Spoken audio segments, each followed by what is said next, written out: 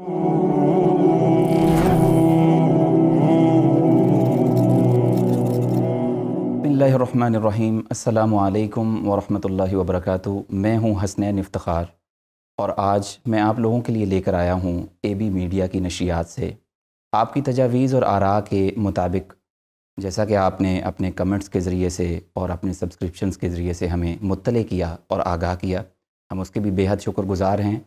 आज का प्रोग्राम ये पिछले प्रोग्राम की एक कड़ी है जिसमें हम इसी एक रास्ते को मज़ीद आगे लेकर चलेंगे कि क्या आया कि मसाजिद की इंतज़ामिया और आइम्मा व खुतबा और मशाइख, इनमें कौन कौन कितने कितने फ़ीसद अपनी अपनी ज़िम्मेदारियों को सही तौर पर और मुस्बत अंदाज में निभा रहे हैं। और इसी हसास मौज़ू को बेहतरीन अंदाज में चलाने के लिए और निभाने के लिए मेरे साथ मौजूद हैं माहिरीन फ़न और जो माशाअल्लाह बहुत सारी इंतज़ामिया के साथ भी वाबस्ता हैं, कारी अज़ीम अख्तर साहब और मोहतरम बिलाल अहमद भट्ट साहब। अस्सलामु अलैकुम वरहमतुल्लाहि वबरकातुहू। वालेकुम अस्सलाम वरहमतुल्लाहि वबरकातुहू।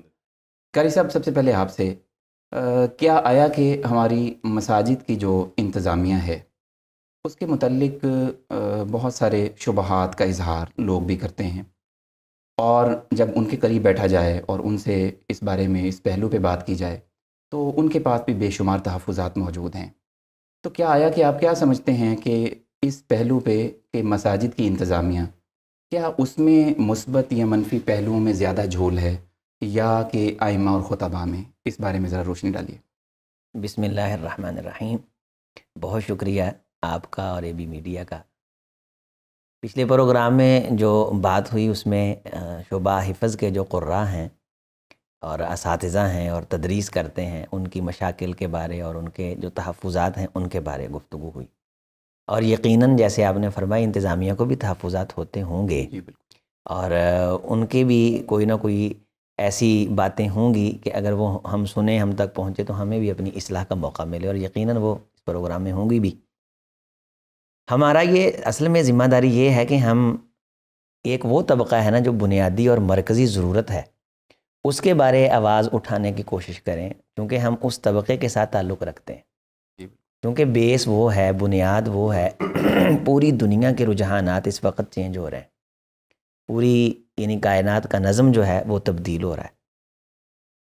लोगों का जो ज़्यादातर तवज्जो है, ज़हन है, वो मादियत की तरफ है, जहाँ से लोगों को कुछ ना कुछ अख़ज़ हो रहा है ना। इस बात से आप इत्तेफ़ाक़ करेंगे कि इंतज़ामिया भी इस दौर के अंदर, हम ये समझते हैं कि चले खैर का पहलू है कि वो दीन के साथ जुड़े हुए हैं, लेकिन ज़्यादा दिलचस्पियाँ और ज़्यादा मोहब्बत का इजहार ऐसे अवामिल के साथ है जहाँ से कोई ना कोई दुनियावी आउटपुट जो है वो आती है। जो बंदा स्कूल चलाएगा, उसका जो वहाँ के मुंतज़िमीन हैं जिनकी वजह से उसे कुछ ना कुछ प्रॉफिट आ रही है, उनसे उसका रवैया कुछ और होगा।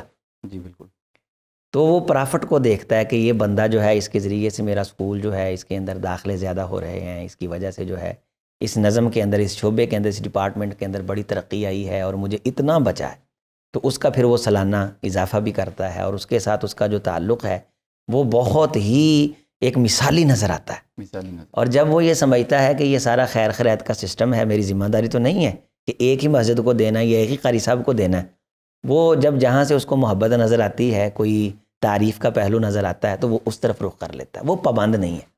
अब ये पाबंद ना होना, हम ये तो नहीं उस पर कह सकते कि शरीयत ने उसे किसी एक इदारे का पाबंद किया है, लेकिन ये हमें नुकसान देता है, उसका ये रवैया हमें नुकसान देता है। हम तो, हमारे जो शोबा हिफ़्ज़ के शेख असातिज़ा होते हैं, उनकी मुस्तकिल कोई लेखल खा थोड़ी होता है कि इस मस्जिद में वो 10 साल के लिए, जो ही बंदा मुंह साइड पे फेरता है वो ज़मीन पे आ जाता है। उसके बच्चे भी होते हैं, उसका घर भी होता है। और आप मुझे ये बताइए, क्या इंतज़ामिया जब जवाब देती है तो कोई इतनी भी मोहलत देती है कि बंदा बेचारा किराए का मकान भी देख ले? क्योंकि वो इतना ज़मीन के ऊपर बैठा हुआ, इतना वो नीचे है कि उसके लिए कोई कानून नहीं है, किसी किस्म का कोई अखलाक़ी नज़म नहीं है। हम ये आवाज़ यहाँ से इसलिए उठा रहे हैं कि प्राइवेट तंजीमों के भी नज़म होते हैं, और प्राइवेट तंजीमें जब नज़म बनाती हैं तो बड़े नज़म से चलती हैं। तो हम इस आवाज़ के ज़रिए से कोई ना कोई नज़म बनवाने में कामयाब हो सकते हैं। इतना सा मकसद है कि ये जो बिल्कुल लवारस छोड़ दिए जाते हैं ना, पढ़ाने के बाद जब 10-20 साल पढ़ा लेते हैं, पढ़ाई के दौरान कोई मसला बन जाता है, इनके मसाइल होते हैं, अपनी वो किसी ख्वाहिश का इजहार करते हैं, बजाय इसके कि उस पर तवज्जो की जाए, उसको पूरा किया जाए, आनन फानन उन्हें जवाब दे दिया जाता है। और फिर उनके मुकाबले में आने के लिए और बंदे भी मौजूद होते हैं। वो आगे से ये कहते हैं भी आप 20,000 मांग रहे हैं, हमें तो 15,000 वाला मिल रहा है। تو وہ 15,000 والا اپنی مجبوری کی بنیاد پہ، چونکہ یہ معاشرہ اس حیثیت میں آ چکا ہے کہ ہم نچلے کو ضرب المثل بناتے ہیں دنیاوی اعتبار سے، یعنی دینے کے اعتبار سے، جب دینا ہو کہ فلاں تو 10,000 لے رہا ہے، میں تو آپ کو 12,000 روپیہ دے رہا ہوں، جبکہ یہ دین ہے۔ دین کے اندر رسول رحمت علیہ الصلوۃ والسلام نے فرمایا تم نے اوپر والے شخص کو دیکھنا ہے، تم نے یہ مثال بنانی ہے کہ یار فلاں 50,000 دے رہا ہے، میں آپ کو 40,000 دیتا ہوں، میں شرمندہ ہوں۔ فلاں ادارے میں 60,000 دیا جا رہا ہے، ایسے ادارے بھی ہیں جہاں 50 60,000 تنخواہیں ہیں شعبہ حفظ کی۔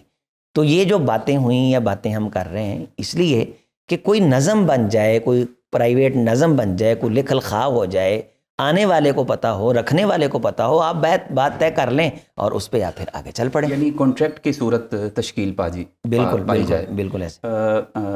بلال صاحب، آپ سے میں خاص طور پر، کیا آپ قاری صاحب کی ان باتوں کے ساتھ متفق ہیں کہ کیا آیا کہ مساجد کی انتظامیہ میں کوئی ایسا سٹرکچر اور ایسا ڈیولپ ہو سکتا ہے؟ کیا یہ پاسبلٹی ہے، یا کہ جیسا ہمارا کلچر اور جیسا نظام ہے یہ وہ اولڈسٹ ہے، پرانا ہے، اسی کے مطابق اس کو چلتے رہنے دینا چاہیے؟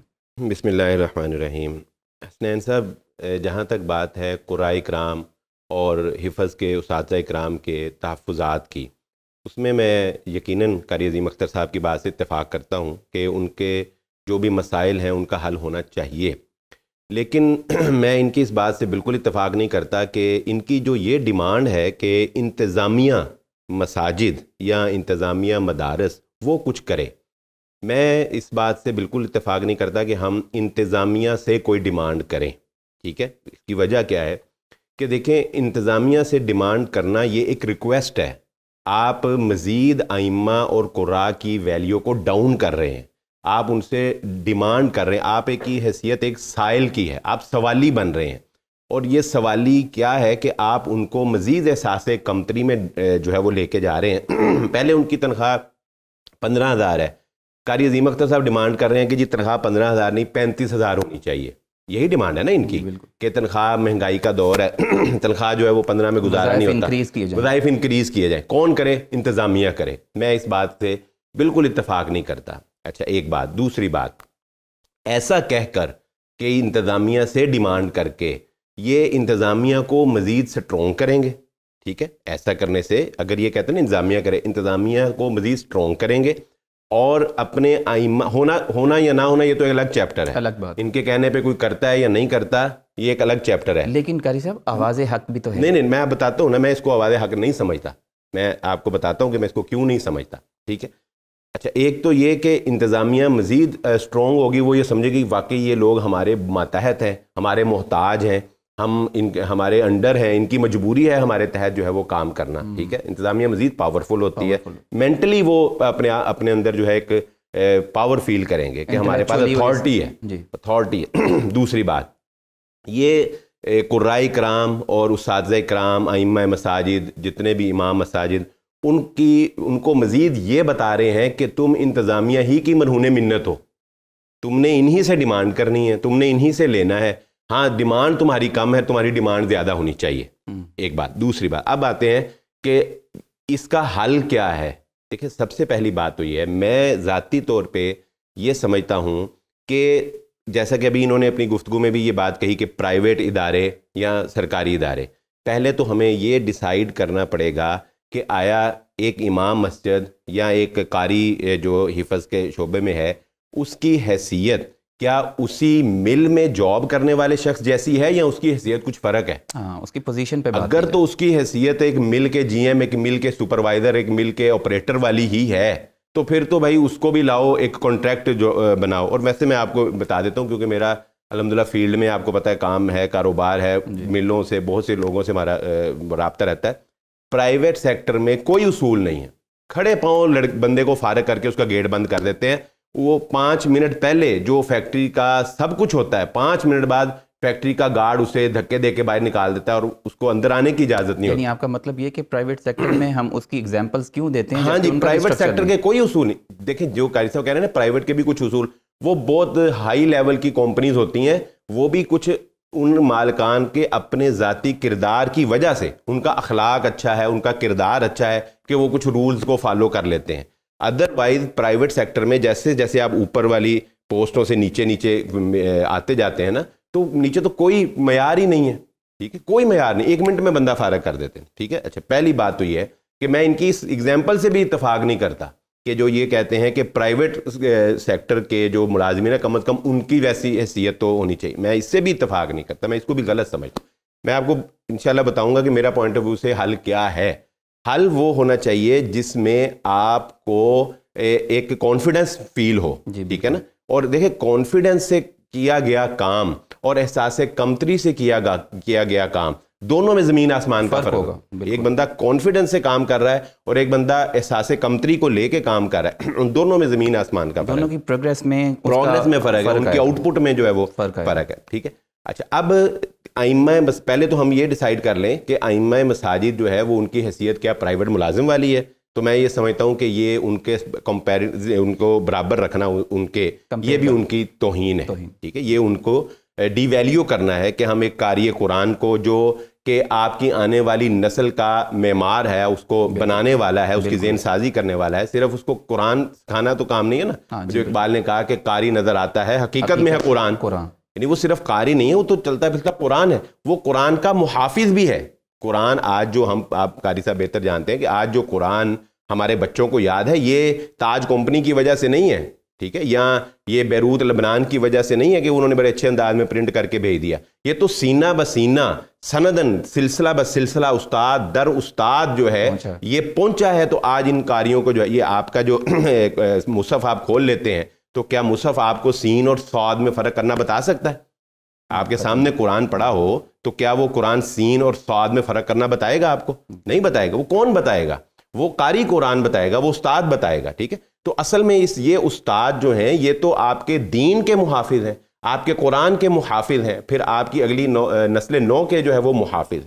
تو ان کو, ان کی جاب کو پرائیویٹ سیکٹر کی ملوں کے ساتھ برابر سمجھنا یا کہنا کہ کم از کم اتنے حقوق مل جائیں, یہ بھی ان کو ڈی ویلیو کرنے والی. اچھا بلال صاحب, یہ مطلب یہ تو ہمیں ڈیفرنٹ سمجھ میں آ گیا. ٹھیک ہے. کہ ہمارے ہاں ان دو طبقوں کا آپس میں زمین آسمان کا فرق ہے کہ مذہبی طبقے کو ایک اونچائی کی نگاہ سے دیکھنا ہے اور جو دنیاوی ہے اس کو ایک اپنے خیال سے لیول سے دیکھنا ہے. مجھے آپ یہ بتائیے کہ آپ کے پاس اس معاملے میں سلوشن کیا ہے؟ جی بالکل, میں سلوشن کی طرف ہی آ رہا ہوں کہ اب میں نے یہ کہہ دیا کہ میں ذرا یہ وضاحت کر دوں کہ جو یہ تشبیہ میں نے دی ہے یا میں نے تقاضا کیا ہے, جو بات میں نے رکھی ہے وہ یہ کہ حضرت ابوبکر صدیق رضی اللہ تعالیٰ عنہ جب تخت خلافت پہ آپ بیٹھے ہیں اور بیعت ہوئی ہے, اس کے بعد آپ کام کے لیے جانے لگے, تو لوگوں نے کہا کہ اگر آپ کام پہ جائیں گے تو ہمارے معمولات کو کون دیکھے گا؟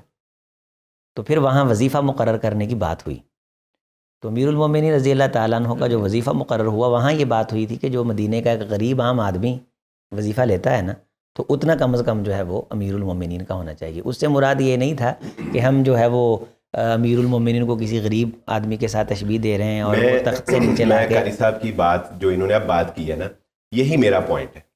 جو اب قاری صاحب نے امیر المومنین حضرت ابوبکر صدیق رضی اللہ تعالیٰ عنہ کی بات کی ہے, یہی میرا پوائنٹ ہے. اچھا, میں اس طرف آتا ہوں. جی بالکل انشاءاللہ. قاری صاحب ہمارے بھائی ہیں, چھوٹے ہیں, ایک اختلاف رائے ہے. میں ان کو بتاتا ہوں کہ یہ پرائیویٹ سیکٹر سے نکل کر جو انہوں نے مثال دی ہے حضرت ابوبکر صدیق رضی اللہ تعالیٰ عنہ والی, یہ اس طرف کیسے آئیں گے. ٹھیک ہے. یہ میں ابھی آپ کے ساتھ, اچھا ایک بات اب پہلے سمجھ لیں.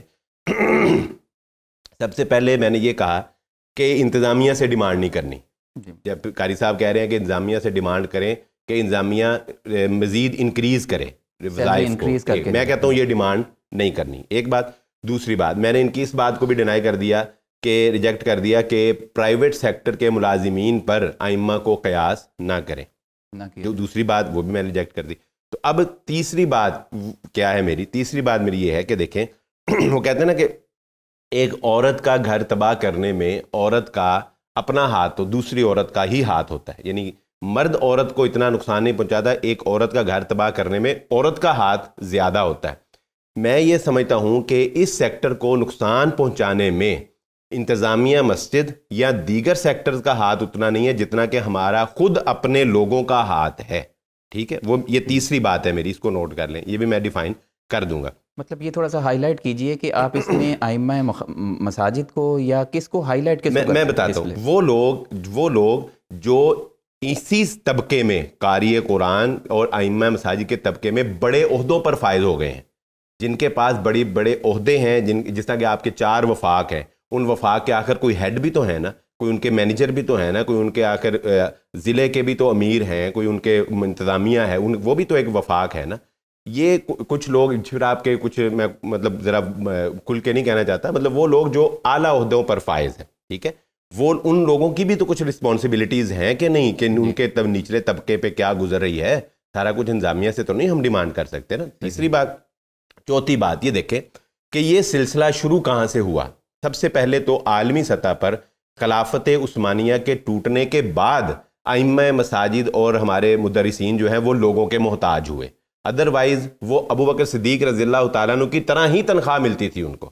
دوسری بات, اس دور میں سرکاری وظائف لیا, سرکاری وظائف. اب میں دوسری طرف آتا ہوں, بر صغیر کے اندر یہ سلسلہ کب ہوا؟ جب انگریز دور نے مغلیہ حکومت کو ختم کیا تو مغلیہ خاندان کا ٹوٹل تعلیمی نظام انہوں نے ڈسٹروائے کر دیا, ٹوٹل تعلیمی نظام ختم کر دیا. 50 سال کے لیے انہوں نے مغلیہ نظام تعلیم کو سٹاپ کر دیا. اور آپ جانتے ہیں کہ ماہرین کہتے ہیں کہ 25 سال کے بعد جنریشن تبدیل ہو جاتی ہے. یعنی 25 سال اگر آپ کسی بندے کو بند رکھیں نا, کہیں قید رکھیں, تو 25 سال کے بعد جو نئی نسل آئے گی نا, اس کو بالکل نہیں پتا ہوگا کہ میرے آباء و اجداد 25 سال پہلے کیا تھے, کیا کرتے تھے, کہاں سے ڈیولپ ہوئے.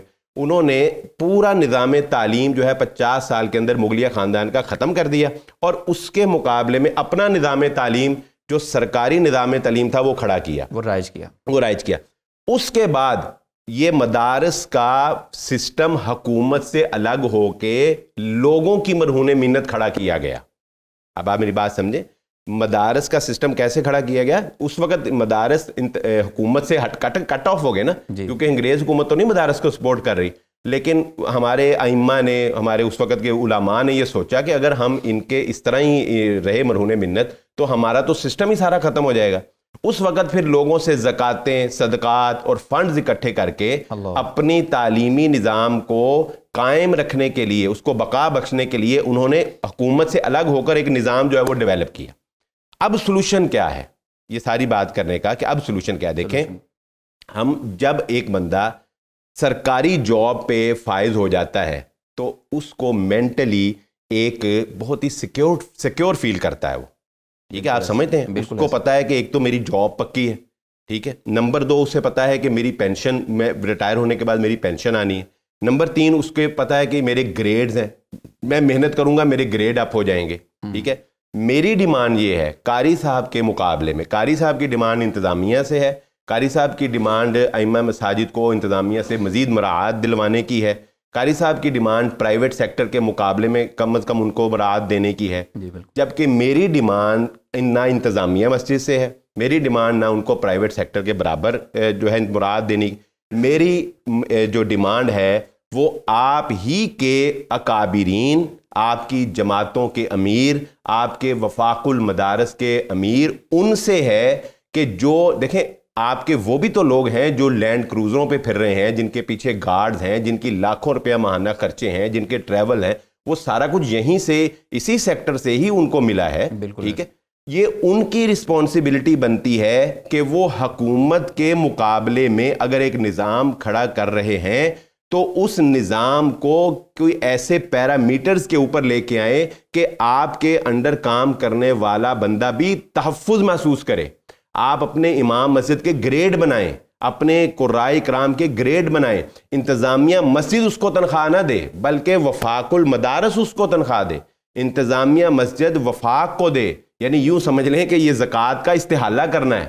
زکوٰۃ ہم کہتے نہیں کہ یہ زکوٰۃ سے ان کو پیسے دے, کیوں زکوٰۃ سے اس کو پیسے دیے جا رہے؟ نہیں, اس کو زکوٰۃ سے نہیں دی جا رہے. زکوٰۃ دی جائے بڑے سیکٹر کے اوپر, آپ کے وفاق کا ایک پورا ہیڈ بنے, ہیڈ کوارٹر بنے, آپ کا ایک اسلام آباد کے اندر آپ کا ہیڈ کوارٹر بنے چاروں وفاقوں کا, اس تمام ایک نظم ہو, اس کے تحت وہاں پہ لوگوں کی جو فنڈز ہیں, زکوٰۃ ہے, وہ وہاں جمع ہوں, اور وہاں سے جو ہے وہ ان کو جو ہے وہ تنخواہ ملے, اور ان کے گریڈ ہوں, ان کو پتا ہو کہ میں اس تعلیم کے بعد ایک پورا انٹرویو ہو, ایک پورا ٹیسٹ ہو, جس کے بعد ان کو امام مسجد رکھا جائے, اور کسی کی جرت نہ ہو کہ وہ امام مسجد کو جو ہے وہ کوئی بات کر سکے. امام مسجد ان کا انتظامیہ کا ملازم نہیں ہونا چاہیے, جو امام مسجد ہے وہ وفاق کا ملازم ہونا چاہیے, تاکہ اسی کے تاکہ اس کے نظم آئے، تاکہ اس کے تحت اس کو گائیڈ کر سکے. پھر اس کے بعد جس طرح ایک سرکاری جو ہے وہ پورا سسٹم ہے، اس طرح اس کا سسٹم ہو، اس کے گریڈ ہوں، اس کی پھر تنخواہ جو ہے ظاہر ہے اس کی تنخواہ پھر مہنگائی کو مد نظر رکھتے ہوئے مقرر کی جائے گی،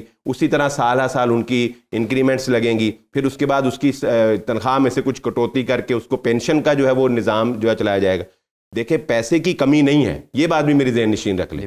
زکوٰۃ صدقات کے پیسوں کی پاکستان کے اندر الحمدللہ کمی نہیں ہے، لیکن آج تک ہمارے ائمہ اکرام، ہمارے اوپر بیٹھے ہوئے ہیڈ ایسا نظم ہی نہیں بنا سکے، سسٹم ہی نہیں بنا سکے کہ وہ اپنے امام مساجد کو، اپنے خطباء کو، اپنے مدرسین کو جو ہے وہ تحفظ فراہم کر سکے. یہ ایک سیکٹر ہے. باقی جو دوسری بات ہے کہ پھر ان کی تعلیم و تربیت وہ ایک الگ بات ہے، وہ پھر انشاءاللہ کبھی اس پہ گفتگو. اچھا قاری صاحب، آپ جیسا کہ بلال صاحب نے یہ ذکر کیا کہ ہمیں ایک اس نظام کو، اس سسٹم کو، مساجد کے ٹوٹلی اوور آل پاکستان کی مساجد کو وفاق کے تحت جو ہے وہ انڈر آف واچ لے کے آئیں تاکہ وہ اس کو بہترین انداز میں جو ہے وہ چلائیں، یا وفاق یا کوئی اور ادارہ ڈیولپ کر لیں. یہ جو شیخ نے بات فرمائی نا بٹ صاحب نے، میں بالکل لیا اس بات سے اتفاق کرتا ہوں کہ یہ ایک تبدیلی شروع ہوگی تو کہیں جا کے کوئی نہ کوئی اس کا حل نکلے گا.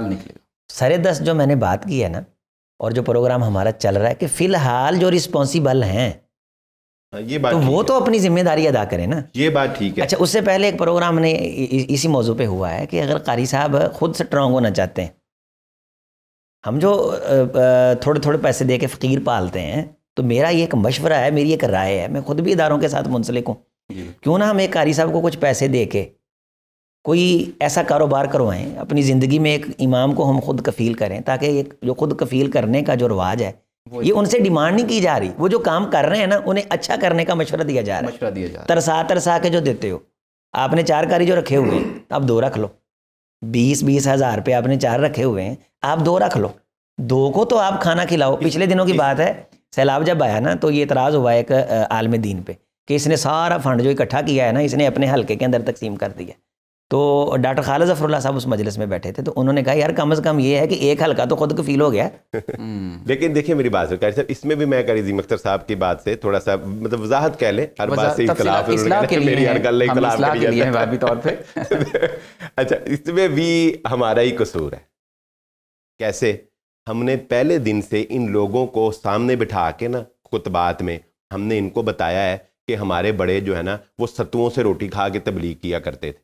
ہم نے ان کو بتایا ہے کہ جی معیشت جو ہے مسلمان کی، ایک قاری کی، ایک امام کی، وہ بقدر کفایت بس ہونی چاہیے، کیونکہ رسول اللہ صلی اللہ علیہ وسلم نے دعا کی تھی اللہ آل محمد کا رزق بقدر کفایت کر دے قوتا. ٹھیک ہے، ہم نے ان کو بتایا ہے کہ نبی صلی اللہ علیہ وسلم فاقہ کشی، ہم نے ان کو بتایا ہے عمر رضی اللہ تعالیٰ عنہ کی پیوند کاریاں. ٹھیک ہے، اب وہ ایک ایمان تھا. اب حضرت ابوبکر صدیق رضی اللہ تعالیٰ عنہ نے اپنا مال اللہ تعالیٰ کے راستے میں صدقہ کر دیا. ٹھیک ہے، جبکہ دوسری طرف قرآن یہ بھی کہہ رہا ہے کہ اتنا صدقہ نہیں کرنا کہ تم خود تنگ دست ہو جاؤ. ٹھیک ہے، اب آج کے جو دور کے اندر مال جس طرح سے ضرورت بن چکا ہے، جس طرح سے مال آج ضرورت بن چکا ہے، شاید آج سے 50 سال پہلے نہیں تھا. اب ہم نے وہ 50 سال پہلے سے جو لوگوں کو بتاتے چلے آ رہے تھے نا، ہم ابھی تک وہی اور لوگوں نے تو وہی سوچا ہوا ہے، ان کے مائنڈ سیٹ ہو چکے ہیں. انہوں نے اپنے دادے سے یہی سنا ہے، انہوں نے اپنے باپ سے یہی سنا ہے کہ یار امام مسجد جو ہے نا وہ لوگوں کے گھر گھر جا کے روٹیاں کھاتا تھا اور وہ اس بیچارے کو سال کی گندم جو ہے وہ پوری کر دیتے تھے. اور اس طرح ہی ان لوگوں، اور یہ اپریشیٹ کرتے ہیں اس بات کو، یعنی یہ ان کی کوئی تحقیر نہیں ہے. ہم نے خود لوگوں کو یہ بتایا کہ یار ہمارے بڑے اتنے درویش تھے، اتنے سادہ تھے، وہ اتنی تنگ دستی میں بھی پھر دین کی تبلیغ کرتے تھے. تو لوگ آپ کو بھی ویسے ہی دیکھنا چاہتے ہیں. اور پھر جب آپ ڈیمانڈ کرتے ہیں تو وہ آپ کی اس ڈیمانڈ کے بعد، ڈیمانڈ کرنے کے بعد وہ کہتے ہیں کہ آپ دین بیچ رہے ہیں. یہ تو آپ پہلے ذہن بن گیا، آپ تو دیندار ہیں، آپ کی تو مزدوری بنتی نہیں ہے. یہ تو پچھلے دنوں قاری عظیم اختر صاحب نے جو پچھلے پروگرام میں بات کی، یہ تو جتنے بھی آج کل آپ کے جو جدید سکالر، جنہیں حافظ مسعود عالم صاحب نے ایک تقریر میں کہا تھا کہ ایک سکالر ہوتا ہے، ایک عالم ہوتا ہے، عالم بنو سکالر نہ بنو. اچھا، جتنے جو سکالرز ہیں وہ تو اب بھی کہتے ہیں کہ جی یہ قرآن کو پڑھا کے فیس لینا یا قرآن کی تعلیم دے کے فیس لینا یہ ناجائز ہے.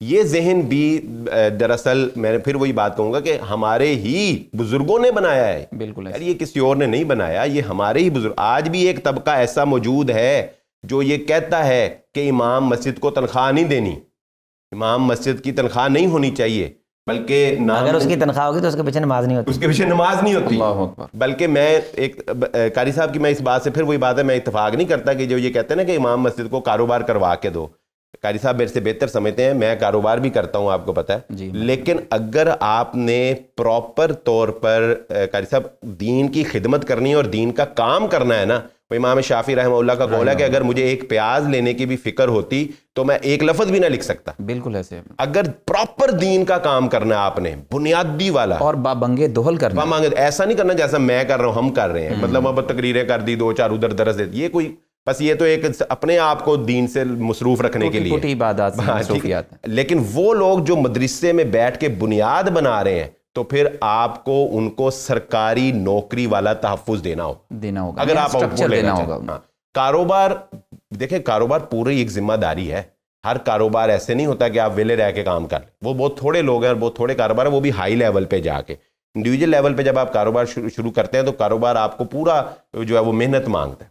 تو میں ذاتی طور پہ اپنی بات کو اس پہ آخری بات یہ کر کے ختم کرتا ہوں، میری ذاتی رائے یہ ہے کہ اگر آپ اپنے امام کو، اپنے ائمہ مدرسین کو تحفظ فراہم کرنا چاہتے ہیں، ان کی عزت اور وقار میں اضافہ کرنا چاہتے ہیں، تو آپ کو ابھی سے ایک سرکاری سسٹم کی طرح ایک سسٹم ڈیولپ کرنا پڑے گا، جس کے تحت آپ کے پورے جو لوگ ہیں وہ انڈر آئیں گے، وہ اس سسٹم کے تحت اپنے آپ کو جب لے کے آئیں گے تو وہ ان کا تحفظ بھی ہوگا، ان کی مراعات بھی ہوں گی، ان کی ضروریات بھی پوری ہوں گی، اور یہ کنسیپٹ لوگوں کے ذہنوں سے نکلے گا کہ یہ ہمارا ملازم ہے، اور یہ کنسیپٹ بھی نکلے گا کہ اس نے روکی سوکی ستو پی کے اور جو ہے وہ گزارا کرنا ہے۔ یہ سارے کنسیپٹ جو ہیں یہ پھر کلیئر ہو جائیں گے۔ خواتین و ناظرین، آپ نے ہمارے اس پروگرام سے بہت کچھ سیکھا بھی اور دیکھا بھی، اور امید ہے کہ آپ کو ہماری گفتگو اور ہمارے جو ایکسپرٹ اور ماہرین یہاں پہ موجود ہیں ان کے نظریات سے آپ مستفید ہوئے ہوں گے۔ تو یہ سب چیزیں اصلاح کے لیے ہیں اور بہتری کے لیے ہیں، اس میں کسی بھی ایک طبقے پہ یا کسی ایک فرد پہ کسی قسم کا کوئی تنقید یا تبصرہ نہیں ہے۔ تو آخر میں قاری صاحب سے یہ چاہوں گا کہ ان کی رائے اس بارے میں کیسی ہے؟ میری رائے میں بہت ساری وسعت ہے اس حوالہ سے، اور میرے پاس کچھ نہ کچھ اعتراضات بھی ہیں، اس کا حل بھی ہے، اور ہم یہی چاہتے ہیں کہ اس پروگرام کے ذریعے سے کسی نہ کسی اتفاقی نقطے پہ پہنچیں، اور کوئی نہ کوئی لائحہ عمل دینے میں یقیناً یہ ہماری آواز یہ دستک دے گی بہت سارے ایوانوں پہ، بہت سارے در و دیوار پہ۔ تو میری رائے کے لیے آپ اگلے پروگرام کا انتظار کریں، اور یقیناً آپ کو اس رائے میں سے بھی بہت ساری آراء ملیں گی۔ والسلام ورحمۃ اللہ وبرکاتہ۔